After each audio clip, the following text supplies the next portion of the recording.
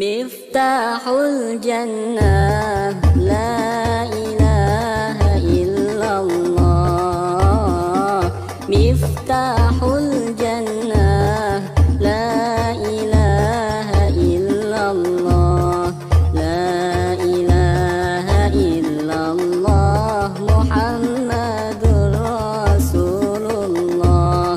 La ilaha illallah, Muhammadur Rasulullah.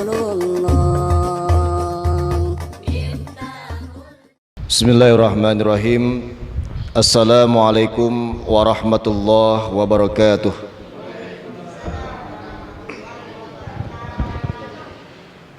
Innal hamdalillah wassalatu wassalamu ala Rasulillah Muhammad bin Abdillah wala haula wala quwata illa billah, amma ba'd.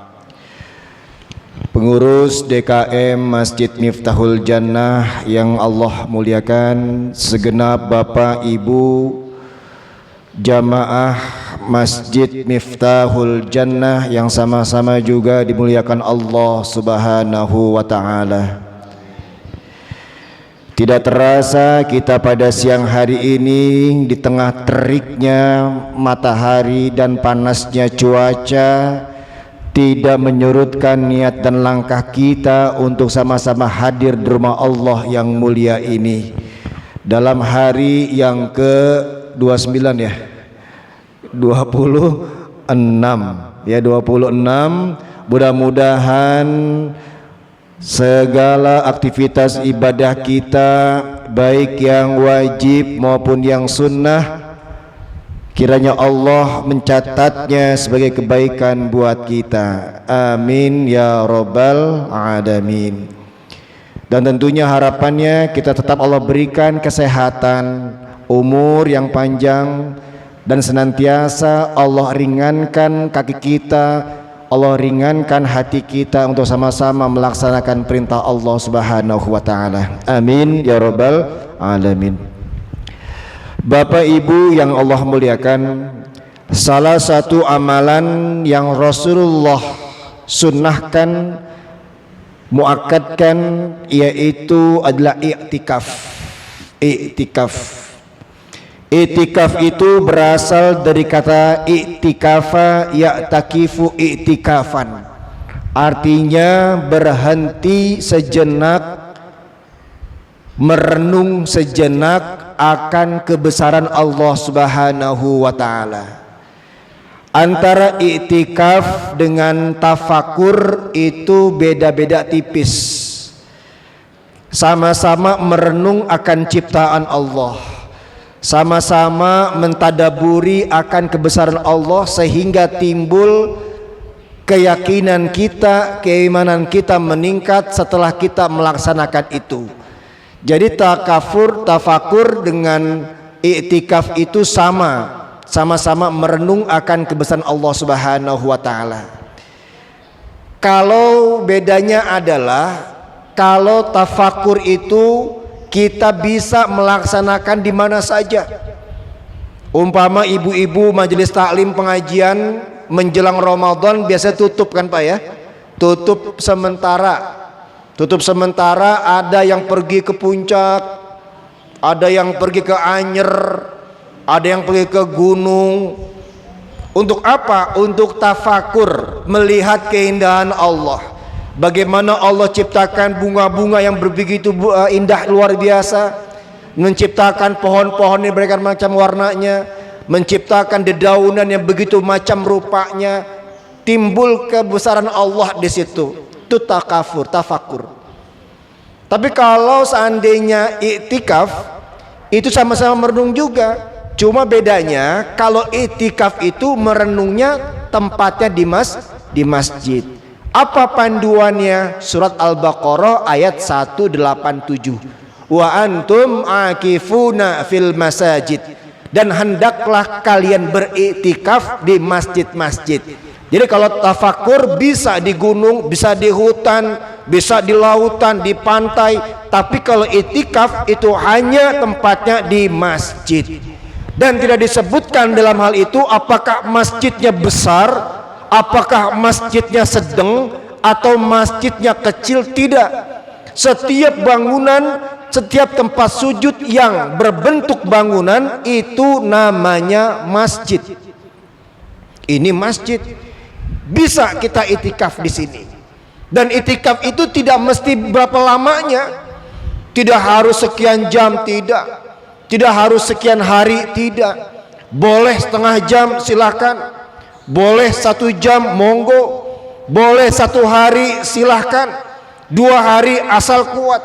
Yang jelas kita beritikaf, niatnya adalah itikaf dalam keadaan suci. Bisa dilaksanakan kapan saja waktunya. Boleh pagi hari, siang hari, malam hari, silahkan. Yang penting disesuaikan dengan kondisi dan waktu kerja kita, disesuaikan dengan situasi dan kondisi badan kita. Loh, saya kalau malam gak kuat Pak itikaf, silakan pagi hari. Pak, pagi hari saya bekerja, silakan malam hari. Pak, saya nggak bisa lama-lama, silakan sebentar. Yang penting kita bertikaf. Nah, inilah salah satu itikaf kita di bulan Ramadan.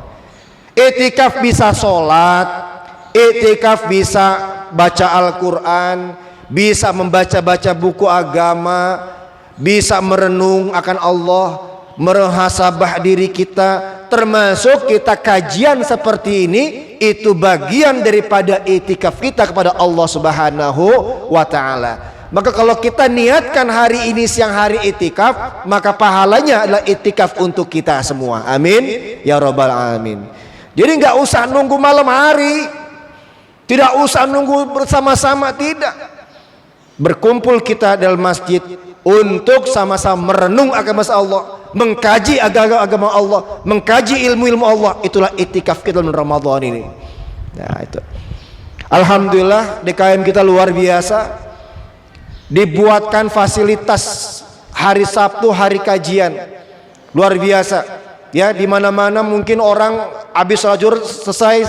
Nah, ini dibuat kajian yang seperti ini, sebuah nilai plus. Ya, menambah keilmuan kita, menambah wawasan kita, dan menambah juga silaturahmi kita. Alhamdulillah. Terima kasih sudah memfasilitasi kegiatan hari ini yang sebagai bekal kita untuk Allah Subhanahu wa ta'ala. Bapak Ibu hadirin yang Allah muliakan, dalam sebuah hadis Rasulullah mengatakan, awwalu ma yuhasabu abdul yaumil qiyamah as-shalah. Sesungguhnya amal perbuatan yang pertama kali dihisab oleh Allah kepada seorang hambanya adalah as-shalah, salat kita. Wa in soluhat, kalau salat ini baik, soluha sairu amalih, maka seluruh amal perbuatannya, seluruh sendi-sendi kehidupannya akan baik. Wa in fasadat, kalau salat kita tidak baik, salat kita tidak sempurna, fasadat sairu amalihi, maka perbuatan pun yang lainnya pasti dia akan jelek. Kenapa? Muara pangkal dari salat kita.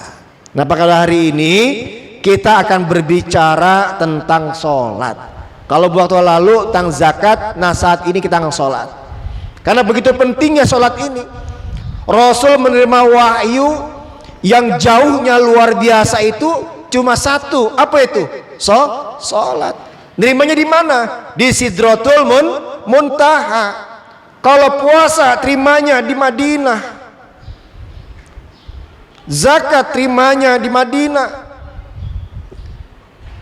Haji terimanya ketika di Mekah. Ketika sholat terimanya itu di mana? Terimanya itu di Sidratul Muntaha. Luar biasa. Maka dari itu begitu esensi dan pentingnya sholat ini, sampai-sampai Allah mengatakan, Rasul mengatakan, pertama kali yang dihisab oleh Allah adalah sholat kita.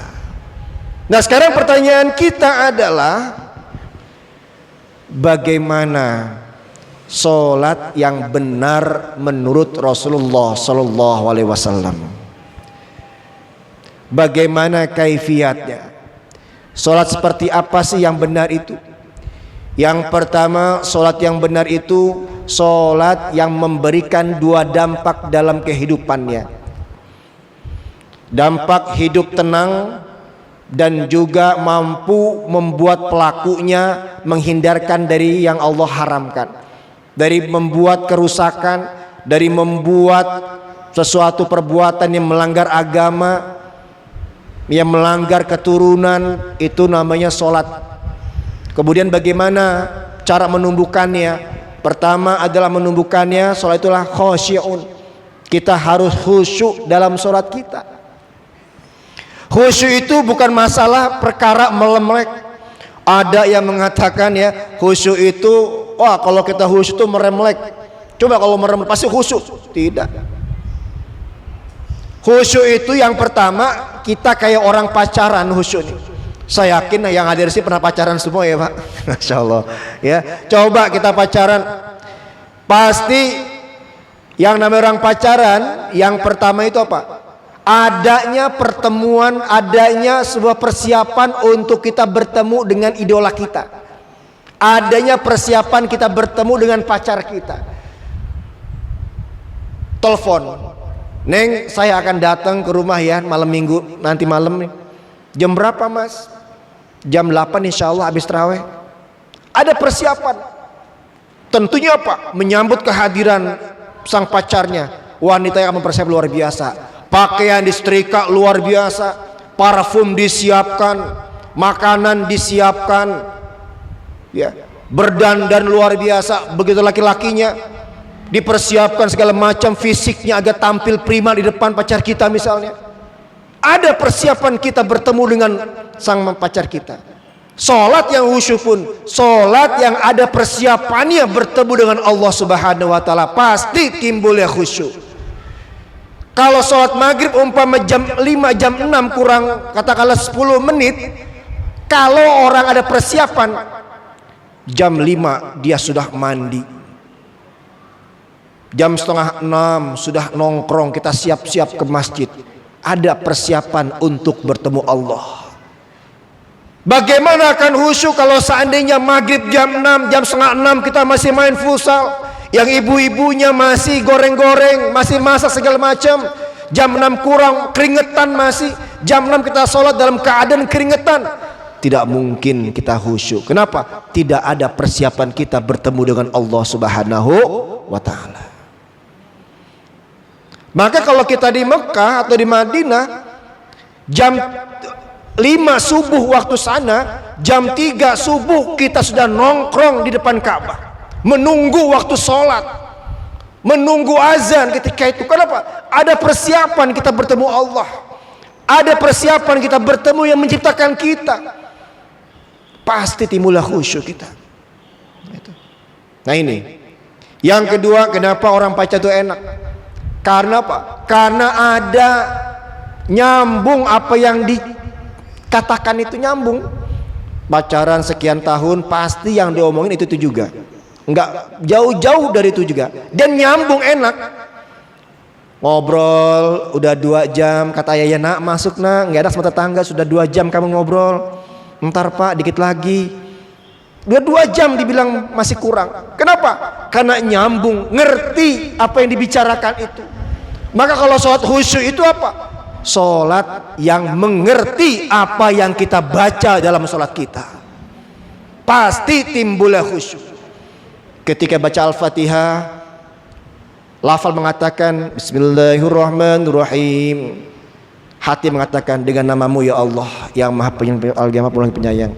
Alhamdulillah alamin. Mengartikan kita ketika lagi ruku, subhana rabbil azim wa hamdi, ya Allah maha agung ya Allah, dan aku memuji kepadamu ya Allah.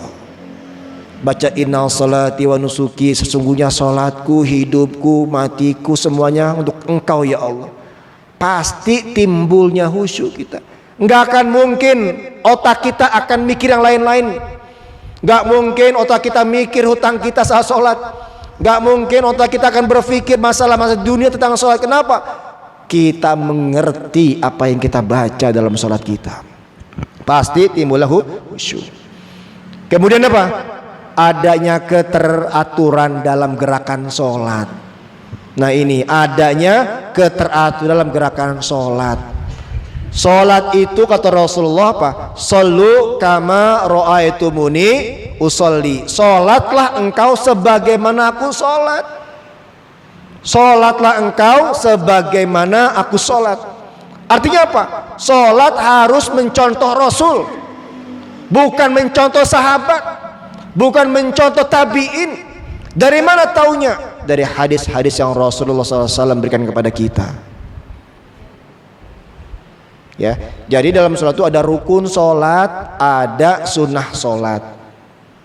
Ya, kalau rukun sesuatu yang harus ada dalam amal ibadah kita rukun. Misal dalam sholat membaca Al-Fatihah. La sholata liman yam yaqra al-Fatihah. La sholata liman lam yaqra bi umil kitab. Tidak sah orang yang sholat tanpa membaca Al-Fatihah, kata Rasulullah. Artinya apa? Al-Fatihah menjadi rukun. Apa itu rukun? Sesuatu yang harus ada dalam perbuatan ibadah kita. Kalau tanpa itu tidak sah ibadah kita. Baca Al-Fatihah rukun sholat. Maka orang yang tidak membaca Al-Fatihah tidak sah sholatnya. Atau misalnya orang yang tidak baik baca Al-Fatihahnya kurang sempurna, maka ketika seorang imam harus benar-benar bagus membaca Al-Fatihahnya agar sempurna sholatnya. Ketika seorang imam lupa membaca Al-Fatihah, itu makmum wajib untuk memberitahu. Kenapa? Karena rukun. Saya pernah kejadian, saya makmum, ada imam itu lupa baca Al-Fatihah. Jadi Allahu Akbar, langsung baca surat pendek dia. Bismillahirrahmanirrahim. Alam tara kaifa fa'ala rabbuka bi ashabil fil. Makmum subhanallah. Bismillahirrahmanirrahim. Makmum wajib untuk memberitahu imam. Kenapa? Al-Fatihah itu rukun sholat. Kalau tidak baca tidak sah itu sholatnya. Tetapi bagaimana ketika imam membaca misalnya surat-surat pendek? Nah, surat pendek adalah sunnah sholat. Apa artinya? Dikerjakan sempurna, tidak dikerjakan sah ibadah tersebut. Ya. Maka ketika imam lupa, nah kemarin saya lupa soal sini ya, saya lupa tuh. Ya, itu bagus tuh. Tidak mengingatkan. Kenapa? Karena imam lupa yang sunnah, makmum tidak perlu mengingatkan apa yang imam lupa itu. Misalnya imam lupa, Qul ya ayyuhal kafirun la a'budu ma ta'budun. Lupa imam. Makmum enggak, wala antum, enggak usah. Ya, kenapa demikian? Karena ini sunnah. Ya, jadi enggak wala antum semua mesti teramai. Wala antum, sini wala antum, di sana wala antum, semuanya mengingat imam wala antum, tidak perlu. Kenapa demikian? Karena itu sunnah. Kalau imam yang baik, ketika dia lupa, tidak gengsi. Jangan gengsi imam itu kalau dia lupa, manusiawi.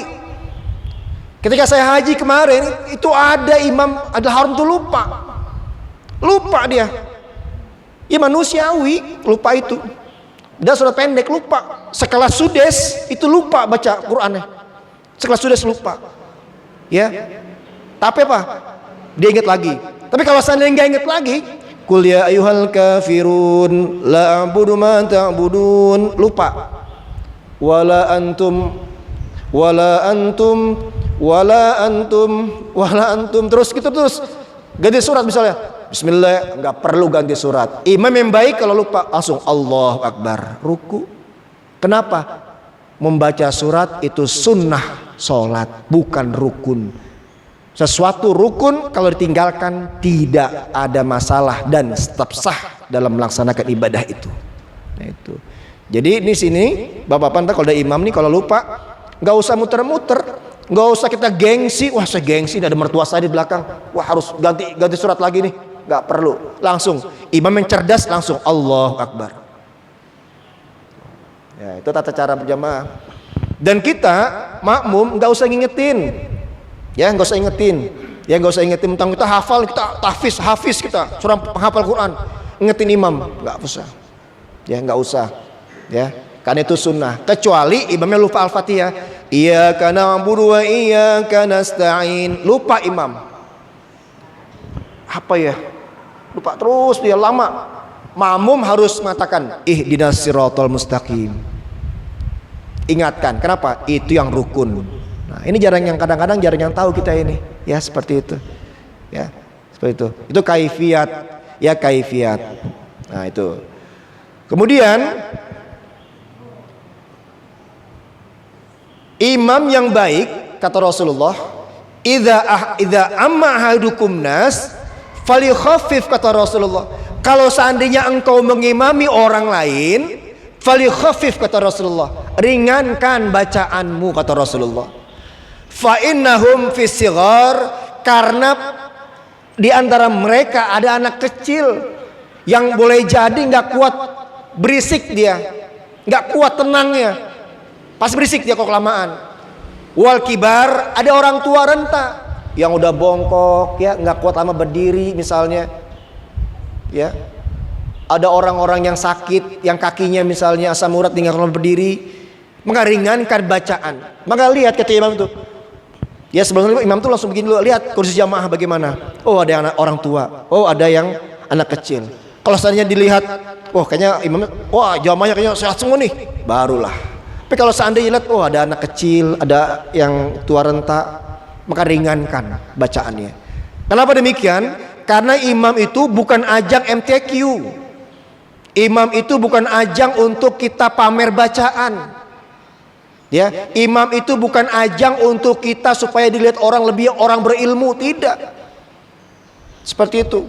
Kadang-kadang mentang-mentang dia hafal sekian juz, wah luar biasa, panjang luar biasa dalam membaca Al-Qur'an ya. Loh kok Pak di Mekah panjang? Panduan kita beragama bukan orang Mekah Saudi. Panduan kita beragama adalah Al-Quran dan hadis. Memang kiblat kita kalau sholat ke Mekah Masjidil Haram, tapi panduan beragama mereka bukan orang Saudi, bukan orang Mesir, bukan orang Yaman, tapi panduan beragama kita adalah Al-Quran hadis yang Rasulullah berikan pada kita. Jadi kalau kalian mau mengimami seorang, maka ringankan bacaannya. Itu imam yang paling baik. Nah, kemudian kalau kita bertempat di sebuah masjid, jangan langsung kita nonong imam, nggak boleh. Kenapa demikian? Harus seizin tuan rumah setempat. Ya, misalnya saya di sini diundang imam, seizin, Pak, silakan imam dulu Pak. Seperti itu. Jangan mentang-mentang kita nih diundang orang untuk imam, wah kita masih nolong aja seperti ya, nggak bisa. Ya, karena kita adalah sebagai tamu. Yang paling pokok adalah tuan rumah yang mempersilakan kita untuk jadi imam di sini. Ya, jangan kita merasa wah kita diundang langsung, wah nggak gitu. Nah itu tentang masalah imam. Kemudian gerakan sholat, gerakan teratur juga. Saya lihat di YouTube ya, ada sholat tarawih 23 rakaat tapi dilakukan dalam waktu 6 menit. Luar biasa tuh. Saya nggak tahu tuh gimana caranya tuh. Kalah speed F1 gitu ya. F1 tuh kalah speednya itu. Ini sholat tarawih 23 rakaat tapi dalam waktu 6 menit. Luar biasa. Ya, wah, jelas itu tidak sah. Kenapa demikian? Karena bacaan sholatnya pasti amburadul, tidak tumak ninah, dan yang jelas buang-buang waktu kalau seperti itu, buang-buang tenaga kalau seperti itu. Kenapa? Lebih baik nggak usah sholat, di rumah nonton TV, Ikatan Cinta, lebih enak seperti itu. Ya, ketimbang sholatnya seperti itu. Ngapain? Ya, sholat itu harus gerakan harus teratur. Ya, yang pertama misalnya dalam hal angkat tangan takbir, fakabbara hazwa mankibai, kata Rasulullah. Jadi ketika takbir itu posisi tangan itu hazwa mankibai, harus jajar sama pundak. Allahu Akbar seperti ini. Ya. Jadi apa? Atau antara telinga dengan pundak seperti ini. Allahu Akbar. Itu kata Rasulullah. Dalam kitab Babus Shalah wa Sifatus Shalah, dalam kitab Bulughul Maram itu ditemukan. Seperti itu. Ya, jadi ketika imam takbir ihram, kita nggak bisa langsung sini. Allahu Akbar. Kalau ini bukan hazwa al-qiblah lagi, di atas kepala ini. Ya, di atas kepala. Hazwa al-qiblah itu antara dua pundak. Seperti itu. Jadi kalau seperti ini, Allahu Akbar. Karena ada kawan saya, sholat itu seperti itu. Mohon maaf nih, bukan ngomongin orang, contoh aja. Jadi Allahu Akbar, begini dia. Saya ingatkan, ya, tetap aja begini juga sholatnya, ya, Allahu Akbar, seperti itu. Yang kasihan yang sebelahnya, kebauan ketiaknya, ya Allahu Akbar, seperti itu, ya. Nah kemudian bacaan harus teratur, harus tartil, ya, tidak boleh cepat-cepat misalnya. Bismillahirrahmanirrahim. Amin. Gimana mau Allah terima kalau sholatnya bacaannya seperti itu? Ya, harus tartil. Kemudian ketika ruku, kata Rasulullah, ruku itu apa? Meletakkan tangan kita di lutut, ya, sambil ditekan seperti ini. Jadi dengan posisi tangan ini, jari ini apa? Seperti ini, ya, jari ini, bukan begini. Dan posisinya ditekan, ya, ditekan sehingga apa? Tampak rata belakangnya ini. Jadi nggak begini. Kalau ini nggak rata. Jadi harus seperti ini. Posisinya harus menghadap ke tempat sujud. Jangan Allahu Akbar. Jangan gini ya. Kalau gini nanti aduh ya. Wah, depannya cewek kan gawat juga ya. Allahu Akbar. Nah, itu nggak bisa. Seperti itu. Jadi harus gini ya. Ya, sebisa mungkin kita posisinya rata. Tapi kalau seandainya memang struktur tulangnya itu nggak emang seperti itu, jangan dipaksakan. Ya, jangan dipaksakan karena itu struktur tulangnya memang bengkok misalnya. Nggak usah dipaksakan. Yang jelas kita berusaha menekan ini, ya. Tapi kalau kita sakit punggung kita, jangan dipaksakan. Umpamanya wah kita harus rata ya. Tapi saya sakit Pak, nggak bisa. Jangan dipaksakan. Semampu kita. Kalau kita bisa itu lebih bagus. Tapi kalau kita emang tidak bisa karena syar'i kita kesehatan kita, itu tidak apa dimaafkan. Ya seperti ini. Ya. Jadi nggak begini juga. Ya, tapi harus seperti ini. Ya, lihat dalam kitab Bulughul Maram. Kemudian i'tidal. Ya, i'tidal. Ya, i'tidal itu sampai posisinya tuh berdiri sempurna. Nah, sempurna ini dalam keadaan sempurna berarti tidak seperti lagi.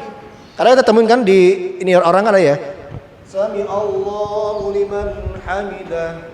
Dia gini lagi ya. Kata Rasulullah, posisi berdiri sempurna. Sempurna itu berarti posisinya tidak begini, berarti begini lagi. Ya.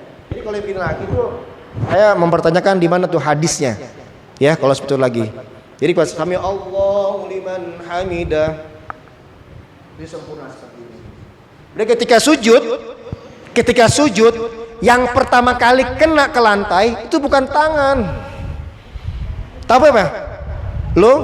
Lutut. Allahu Akbar. Lutut, bukan Allahu Akbar, bukan begitu. Kalau begitu kayak keledai, kayak apa tuh? Kata Rasulullah tuh kayak binatang lah, melata gitu. Kalau ini duluan, maka dia harus lutut dulu yang kena lantai. Allahu Akbar. Pelan-pelan seperti itu. Ya. Kemudian ketika sujud ala sab'ati azamin kata Rasulullah, harus kena 7 tulang yang harus kena kita. Yang pertama dahi, bukan hidung. Ini kadang-kadang hidung yang kena, ya. Ya, hidung yang kena. Nah, coba nak sini nak kamu nak praktek sini. Ayo, maju. Mau nggak sini? Kamu ya. Ayo maju sini. Nah, sini ya, dipraktekin nih. Dilihat, apa yang kamu nih yang satu orang aja. Yang warna biru, ya, yang kau beri satu orang aja, ya. Ya, sini nak. Ya. Praktekin ya. Ketika kamu coba sekarang kamu sujud ya, di sini. Menghadap sana sujudnya. Ya, sekarang sujud sini. Ya, di sini ya, ya. Oke, sekarang sujud. Allahu Akbar. Nah, ketika sujud harus mengenai 7 tulang kata Rasulullah. Pertama tulang dahi ini. Jadi bukan hidung, ya, dahi ya. Ya kalau hidung berarti dahi nggak kena, dahi. Kemudian yang kedua apa? Tangan. Yang ketiga lutut. 1, 2, 3, 4, 5, 6, 7. Harus kena semua. Ya. Nah perempuan dengan laki-laki itu sama kata Rasulullah. Nah, gimana posisinya?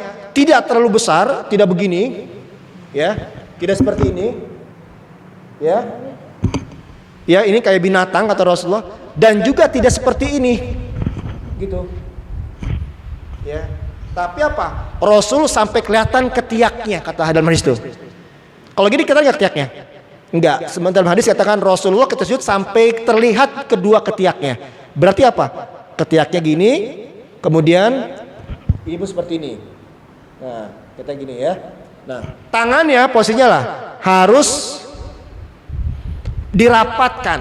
Jadi beda dengan ruku. Kalau ruku itu di apa nih? Ya direnggangkan. Tapi kalau ketika sujud itu dirapatkan. Perempuan pun sama. Ya, jangan mentang-mentang perempuan begini. Ya, kenapa begini?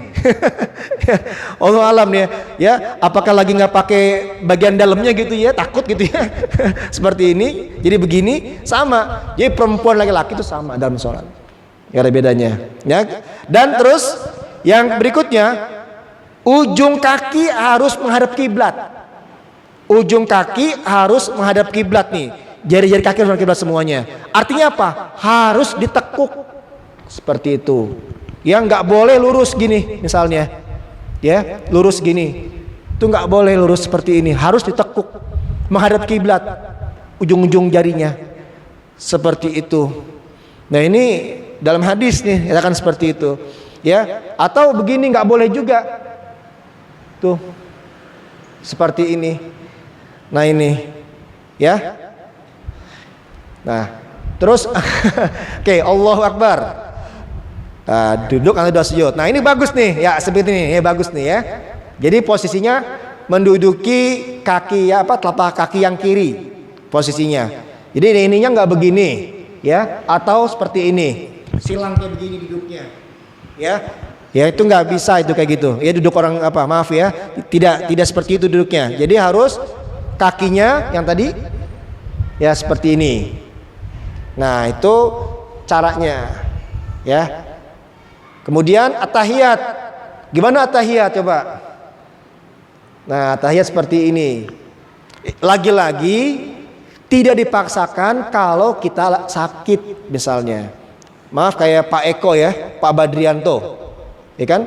Pak Badrianto ya, beliau kan rajin sholat ya, luar biasa ya. Tapi kan kesehatannya kan susah ya. Untuk duduknya seperti nggak bisa beliau. Harus begini duduknya. Nggak apa-apa. Ya, semampu dia. Yang penting dia berniat seperti itu, tapi dia nggak mampu karena kondisi tulang-tulangnya yang nggak memungkinkan duduk seperti ini.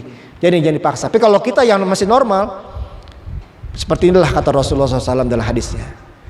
Ya seperti itu. Ya. Nah ini, ya terima kasih Naya. Ya terima kasih. Nah ini ya, itu contohnya. Jadi contoh Rasulullah dalam hal sholat. Nah seperti itu ya, agar sholat kita ini semakin membaik.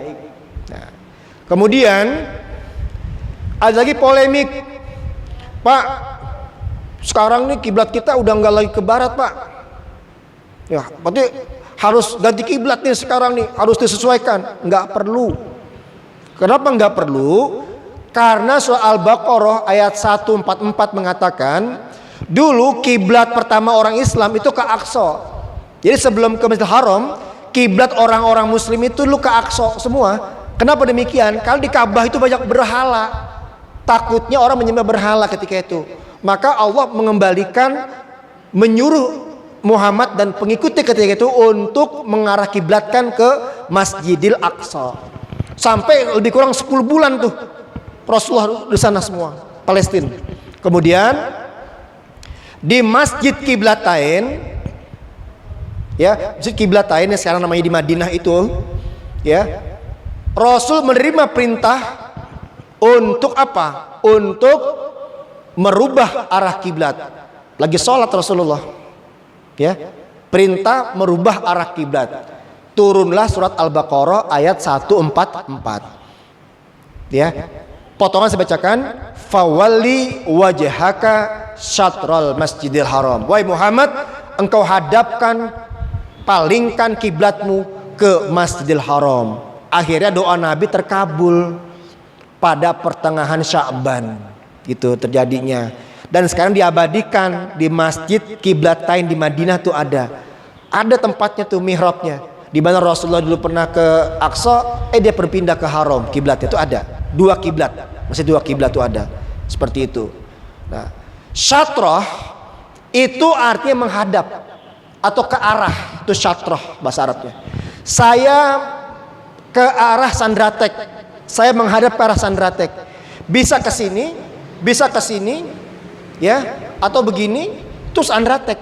Tapi kalau saya mengarah Sandratek, saya begini, jelas saya salah. Kenapa? Sandratek bukan di sana, tapi di sini. Tapi kalau bedanya, makanya kalau bedanya sedikit, itu nggak masalah, nggak masalah. Syatrah itu artinya palingkan wajahmu, ya. Kalau orang yang ada di sekitar Masjidil Haram, di Mekah itu Masjidil Haram, maka kiblat itu Ka'bah. Jadi kalau orang sholat kan boleh mana saja ya, boleh dari arah sana, pokoknya kiblatnya Ka'bah aja. Misalnya Ka'bah sini, yang dari sini ke sini sholatnya menghadapnya, yang dari sini itu ke sini menghadapnya.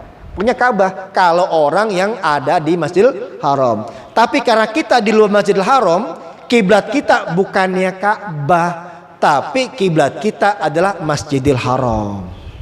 Seperti itu. Karena di luar kita. Maka kalau saya misalnya mau ke arah Blok M, itu saya bisa dari sini ke arah, bisa begini, ya, ke arah. Tapi kalau saya mau ke arah Blok M tapi saya ke sana, karena bukan Blok M, sana Ciputat, salah, fatal akibatnya. Nah, maka dari itu nggak usah kita ngerubah arah kiblat, ya, nggak usah ngerubah arah kiblat. Di mana letak matahari itu terbenam, itulah kiblat kita, barat, seperti itu. Ya, masalah bergeser sekian derajat itu nggak jadi soal. Nah, ini, jadi nggak usah diributkan, ya. Nah itu. Bapak Ibu yang Allah muliakan, banyak sekali nih sifat-sifat sholat nih. Ya nanti kalau nanti ada waktu lagi lah, kapan lah kita kajian, kita bahas sifat-sifat sholat, kita bahas juga bagaimana sholat ya, berjamaah seperti apa, kemudian sholat macam-macam sholat sunnah seperti apa, banyak sekali itu ya kita bahas. Itu nggak berapa kali pertemuan itu ya, seperti itu ya, insya Allah ya, insya Allah ya. Nanti kalau ada kita umur panjang sehat, kita bersilaturahmi lagi di luar bulan Ramadan ya, insya Allah. Mungkin ini saja dulu sebagai sampaikan, sudah jam 1, barangkali ada yang mau beli kolak, kan kita nggak tahu ya. Ada yang beli asinan, yang beli kolak segala macam ya. Ada pertanyaan sampai sini? Mungkin satu atau dua orang lah kira-kira. Atau sudah pintar semua ya? Alhamdulillah, masya Allah. Ya Pak, silakan. Ada 7 anggota tubuh. Saya pernah dengar juga ada 8 dari termasuk hidung. Nah, saya juga nggak tahu apakah memang itu ada hadis atau enggak. Karena terus terang saya selama ini juga dapat pelajaran ya kata yang dulunya, tapi kadang-kadang kita tidak jelaskan hadisnya apa, sanadnya dan sebagainya. Jadi kita kadang-kadang kalau ada dua nih, yang mana kadang-kadang kita harus ikuti gitu kan. Nah yang kedua tadi mungkin ada sedikit kalau sholat itu kaki ini kadang-kadang ada orang yang maaf mungkin seberapa jauh sih jarak antara ini antara dua kaki ini, ataukah memang harus rapat, harus jaraknya harus lebar, seberapa kakinya tuh apakah lempeng begini atau begini, saya nggak tahu persis. Kira-kira itu aja gitu. Jadi kalau dalam hadis itu fi sujud ala sab'ati a'zamin kata Rasulullah. Ya, di dalam sujud itu harus mengenai 7 tulang. Itu hadis di kitab Bulughul Maram, Pak. Ya, itu ada hadisnya, nanti saya share lah. Ya, saya share nanti kalau kita ketemu, nanti saya bawakan hadisnya. Itu ada hadisnya bahwa Rasulullah itu memerintahkan ketika sujud itu untuk 7 tulang agar mengenai lantai gitu ya, seperti itu. Dia dahi, tangan, lutut, ujung-ujung jari kaki, dua-duanya seperti itu. Itu 7 tulang. Kalau 8 tulang hidung saya nggak dengar tuh hadisnya seperti apa. Kalau 7 atau 8 hidung itu, 8 tulang itu, ya. Tapi kalau 7 tulang saya ada hadisnya, ya seperti hadis dari Kitabul Maram, dari mulai hadis nomor 280 sampai nomor 330 itu membicarakan tentang babus shalah dan sifatus shalah, ya seperti itu. Kemudian yang kedua mengenai posisi kaki, ya kata Rasulullah itu posisi itu sejantung kamu, kata Rasulullah, sebesar jantung. Nah jantung manusia itu besarnya kata ilmu kedokteran sebesar ini. Saya nanya ke dokter, dok emang jantung manusia mana sih? Beda-beda pak. Sama bedanya, setiap orang beda. Gimana cara mengukurnya? Tergantung kepalan dia. Jadi itulah jantung kita besar segitu. Jadi nggak sama setiap orang. Tapi kata dokter itu jantung orang itu sekepel, maka jaraknya adalah jantung kata Rasulullah, maka sekepel kita ini itu ukurnya. Maka seperti ini pak, ukurnya itu pak, seperti itu. Nah itu ya, itu yang dalam hadis yang saya temui seperti itu. Nah jadi memang masalah sholat ini luar biasa memang. Ya banyak pendapat, cuma kita mencari pendapat yang memang benar dan itu ada, ya. Bukan katanya itu bagus tuh. Jadi bukan katanya, tapi mana nasnya, mana bunyi hadisnya seperti itu, ya bagus tuh kayak gitu. Ya. Kayak misalnya sholat Idul Fitri, ya sholat Idul Fitri. Saya banyak temui itu sholat Idul Fitri, ya ada yang sholat sunnah sebelum sholat Idul Fitri, ya ada kan sholat sunnah. Padahal dia belum masuk waktu duha, dia udah sholat duluan, ya dibilang tuh sholat sunnah, bilang gitu. Nah itu enggak juga. Kemudian sholat Idul Fitri 7 kali takbir rakaat pertama, 5 kali takbir rakaat kedua, itu juga sunnah hukumnya. Karena dulu ada orang pernah dia lupa imam enggak 7 takbir rakaat pertama, Allahu Akbar langsung Bismillahirrahmanirrahim. Setelah selesai panitia mengumumkan, saudara sekalian, imam tidak takbir 7 kali rakaat pertama dan 5 kali takbir kedua. Kita tidak sah hari ini, kita ulang lagi. Woi kayak gitu ya, diulang lagi sama imam sama panitia, diulang lagi, ya diulang lagi. Kemudian yang kedua kalinya imam lupanya apa? Tidak membaca surat pendek dalam sholat itu. Dan sebab itulah hukumnya apa? Sunnah. Ya. Diulang lagi sholat tuh sampai 3 kali baru kejadian itu ulang ya.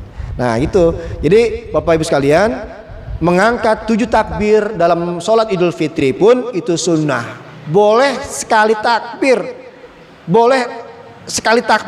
rakaat pertama sekali takbir, rakaat kedua sekali takbir, ya. Tapi lebih bagus, yang lebih sempurna 7 takbir rakaat pertama dan 5 takbir rakaat yang kedua. Takbir pertama nggak dihitung pak, nggak dihitung. Jadi Allahu Akbar itu namanya takbir ihram, itu nggak masuk hitungan. Jangan Allahu Akbar 1, ya nggak gitu, ya itu nggak masuk hitungan. Ya, termasuknya takbir dari rakaat kedua nih. Allahu Akbar. Karena ada yang ditanya lagi orang ya. Itu enggak masuk hitungan. Itu takbir intikal namanya. Jadi takbir perpindahan dari rakaat pertama rakaat kedua. Itu intikal. Kalau takbir untuk yang pertama ihram namanya. Ya, yang kedua dan seterusnya itu namanya intikal. Nah, takbir itu intikal itu tidak dihitung. Seperti itu. Nah, sholat Idul Fitri boleh berjamaah, boleh sendiri, silakan. Ya, boleh berjamaah, boleh sendiri. Misalnya, seorang anak jaga ibunya lagi sakit. Kalau ditinggal ibunya kasihan, nggak ada yang jaga. Masa harus ke lapangan tinggal ibunya sendirian, kasihan kalau dia minum atau apa, atau dia misalnya terjadi apa-apa, nggak ada yang tahu. Maka sholat sendiri di rumah itu lebih afdol jika orang tua, Ya, sholat di rumah. Ya, kalau sholat sendiri nggak usah pakai khutbah. Ini sendiri pakai khutbah. Jadi imamnya dia, khutbahnya dia, satya nggak usah kasih khutbah. Ya nggak usah perlu khutbah. Jadi khutbah itu rangkaiannya kalau kita berjamaah itu perlu khutbah, gitu. Dan tanpa khutbah pun itu sah hukumnya. Karena khutbah itu bukan rukun tapi sunnah daripada sholat. Seperti itu. Penyempurna. Jadi kalau kita sholat berjamaah itu ya lebih sempurna itu dengan khutbah. Tentunya kan bapak kan maunya sempurna kan, pakai kemeja tapi nggak pakai celana panjang kolor doang. Kira-kira sempurna nggak? Malu nggak? Ya malu.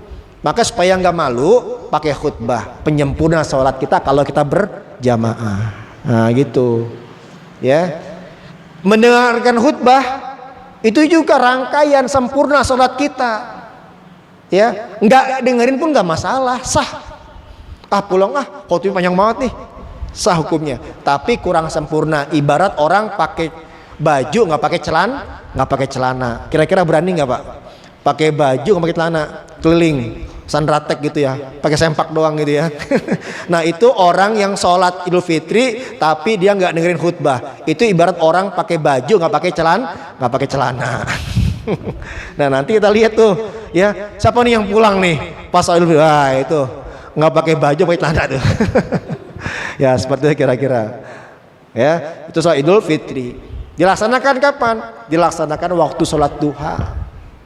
Ya waktu sholat duha seperti itu. Ya. Nah ini Bapak Ibu sekalian ya. Jadi mengenai sholat ini begitu banyak bahasannya. Belum sholat jama, qosor, kemudian sujud sahwi, tilawah, kemudian bagaimana kaifiat imam, bagaimana makmum yang terlambat. Nah ini saya melihat ya kawan-kawan saya itu ya, ketika qomat dia terlambat, lari tergesa-gesa dia ke masjid. Tergesa-gesa masjid ngapain? Kata Rasulullah apa? Jangan engkau lari, jangan engkau tergesa-gesa. Ketika setelah engkau iqomah, santai saja kata Rasulullah. Gak usah tergesa-gesa. Perbuatan setan kata Rasulullah itu. Ya seperti itu. Santai saja kita. Ya, santai saja. Gak usah lari-lari dari sono. Waduh, udah qomat nih, udah qomat. Ya, gak usah santai saja. Kalau butuh masbuk ya masbuk saja, nggak ada masalah. Gitu. Jadi kita mendahulukan sunnahnya ketimbang kita mendahulukan yang lainnya. Nah, jadi kadang-kadang kita salah itu ya. Teman-teman saya banyak gitu. Ya, ayo cepat udah qomat ya, wah, segala macam. Kasihan. Ya, maka pada berisik. Karena Rasulullah dengar tuh pas Rasulullah ada apa sih sahabatku pada berisik begini kata Rasulullah. Ada suara-suara orang lari kata Rasulullah. Ditanya oleh Rasulullah ketika itu para sahabat, kenapa pada bisa ini Rasulullah, si fulan terlambat dia lari Rasulullah. Jangan kau ulang lagi ya fulan. Seperti kata Rasulullah. Santai saja dalam hal sholat seperti kata Rasulullah. Nah itu. Nah ini kan juga kan kaifiat ya. Ya kaifiat bagaimana sholat berjamaah seperti itu. Kalau sudah terlambat ya sudah. Jadi patokan makmum itu masbuk kalau imam itu sudah i'tidal. Misalnya saya imam, Pak Tony baru datang nih, saya masih ruku, maka Pak Tony ruku, dapat dia 1 rakaat sama. Tapi kalau saya sami Allahu liman hamidah pas datang sami Allah nggak dapat, berarti dia masbuk. Jadi patokannya itulah ketika imam ruku, patokannya gitu. Tapi tenang saja, nggak usah, aduh imam mau ruku nih, lari-lari gitu. Ya jangan ya seperti itu ya. Nah ini tata cara sholat berjamaah seperti itu ya. Baiklah Bapak Allah muliakan, sudah jam 1, mungkin juga ibu-ibu ada yang mau masak dan sebagainya, bapak-bapak juga ada yang mau belanja ya, mungkin nggak tahu juga mau belanja peci atau belanja apa ya. Ya mudah-mudahan sekali lagi yang hadir pada siang hari ini Allah Subhanahu wa taala senantiasa memberikan umur yang panjang pada kita, kesehatan, kemudahan, keringanan langkah kita mengayunkan kaki kita untuk hadir rumah Allah. Karena banyak orang yang rumahnya begitu dekat namun beratnya luar biasa untuk melangkahkan kakinya ke masjid. Jadi perkara ringan itu bukan perkara jarak, tapi perkara bagaimana hati kita bertautan dengan masjid sebagai rumah Allah. Tentunya seberapapun jauhnya rumah kita, tapi kalau hati kita dekat dengan masjid, apapun pasti sampai kita ke masjid ini. Mudah-mudahan insyaallah. Baik, terima kasih. Kita akhiri dengan baca hamdalah. Alhamdulillahirabbil alamin. Alfu minkum. Wassalamualaikum warahmatullahi wabarakatuh.